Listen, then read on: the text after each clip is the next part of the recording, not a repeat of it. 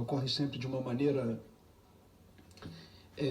camuflada e normalmente nós não enxergamos a corrupção, nós enxergamos as consequências da corrupção.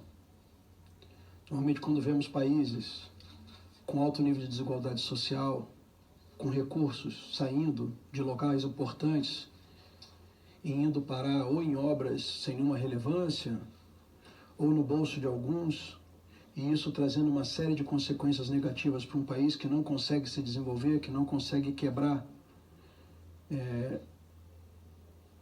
essa lógica, esse ciclo vicioso que é a corrupção para iniciar um período de desenvolvimento. Você começa a imaginar que dentro daquele país você tem a corrupção. E eu acho que os últimos anos, em que pese nós sempre sabermos e não enxergarmos a corrupção, sempre sabemos da ocorrência, mas nunca enxergarmos,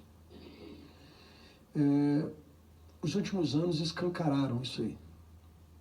Como bem disse o senador Girão, a Operação Lava Jato veio junto com leis que haviam sido criadas há pouco tempo. Nós tínhamos, em 2013, foi um ano importante em termos de evolução legal na luta contra a corrupção.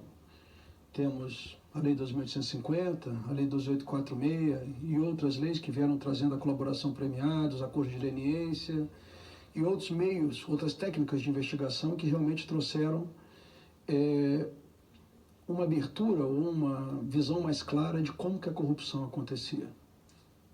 As consequências para o país, eu acho que todos verificaram.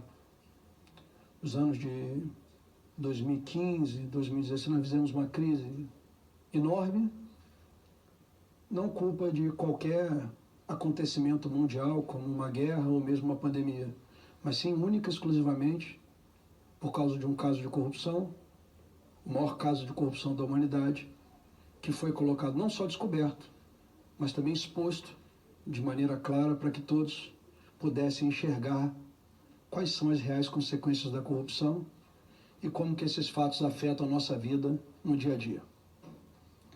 Bem, quando a gente começa a falar de corrupção, a gente sabe que muita dessa corrupção está envolvida, como dos próprios assuntos que o próprio senador Girão citou aqui, nessa relação público-privada, nessa relação de empresas, empresários e o poder público.